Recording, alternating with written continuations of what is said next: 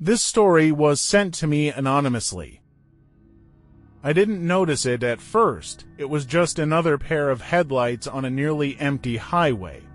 I drive home the same way every night, same highway. Same gas station at mile 42, same broken street light near the exit ramp. Nothing ever changes on that road, that's why I noticed it. It was a Thursday night. Late. Maybe 11:40 p.m. I stayed at work longer than usual and the highway was nearly empty. Just the hum of tires on asphalt and the low static of late-night radio. I remember checking my rearview mirror. A pair of headlights appeared far behind me. Nothing strange about that. I kept driving. 5 minutes later, I glanced at the mirror again. The headlights were still there. Same distance, not gaining. Not falling back, just there. I switched lanes. The car switched lanes too. I slowed down slightly. It slowed down too. I told myself I was overthinking. Late night driving does that to you. Makes everything feel more significant than it is. Another few miles passed, still there. Same distance. That's when I noticed something odd. The light pattern didn't change. Usually, when a car hits small bumps or dips in the road, the headlights shift slightly, bounce, tilt. These didn't. They were steady to steady, like they weren't attached to suspension at all. I felt a small chill crawl up my arms. Relax, I muttered to myself. It's just a car. I adjusted my mirror slightly to get a clearer look. The headlights were bright, almost too bright for that distance. But behind them, the interior of the car was dark. Pitch black. I couldn't see a silhouette. Not even the faint outline of a head.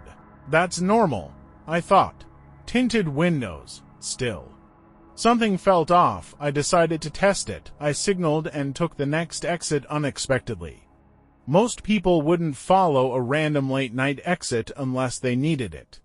The car behind me took it too. Now my heartbeat changed. Not panic, just alert. We curved down the ramp. The streetlights were dim here, yellow and flickering. I slowed almost to the speed limit's minimum. The car behind kept the exact same distance. Not closer, not further, just perfectly matched. That's when I got the clearest look. The road curved slightly left, and for a split second, the angle of the headlights shifted just enough that I could see through the windshield. There was no one there. The driver's seat was empty. Completely empty, no hands on the wheel, no shadow, no movement, just the headrest. My brain immediately tried to correct it. Maybe the driver leaned down. Maybe the lighting is weird. Maybe I imagined it. I blinked hard, looked again. Empty. My stomach tightened. The steering wheel was moving slightly as the car followed the curve, but there was no one holding it. I almost hit the brakes right there. But I didn't want it close to me. So I sped up. The car sped up too, perfectly matched. That's when something even stranger happened. My radio cut to static, not gradually, just instant white noise. Then silence, total silence, no engine hum from behind, no tire noise. Just the sound of my own breathing. I looked at the mirror again. Still there. Empty seat. Headlights steady. I grabbed my phone, no signal. That stretch of road never loses signal, ever. My hands were sweating now. Okay, if it's following me, I thought. I'll pull into somewhere bright. There was a 24-hour diner about 3 miles ahead. I knew that road well. I pressed harder on the gas. The car behind me did too. Same distance, 3 miles felt like 30. Finally, I saw the diner sign glowing in the distance. Relief hit me. Real people, lights, cameras. I turned into the parking lot fast. The car behind followed. I swung into a parking spot and immediately jumped out. The parking lot lights were harsh and bright. I turned around. Nothing. The road behind me was empty. No headlights, no car. Just darkness. I stood there for a solid 10 seconds, heart pounding. It had been right behind me seconds ago. There's only one road into that lot. No turns, no side streets, It didn't pass me. It didn't turn, it just wasn't there. I walked to the edge of the lot and looked down the road. Empty. Completely empty. I told myself it turned its lights off. That's the only logical explanation. Maybe I panicked. Maybe I imagined the empty seat. Maybe fatigue played tricks on me. I went inside the diner. The waitress noticed I looked shaken. "You okay?" she asked. "Yeah," I said quickly. "Weird drive." She glanced out the window behind me. Not many cars out tonight. That stuck with me. Not many cars. I didn't sleep much that night. The next evening, I told myself I'd take a different route home just to clear my head. Different highway, slightly longer.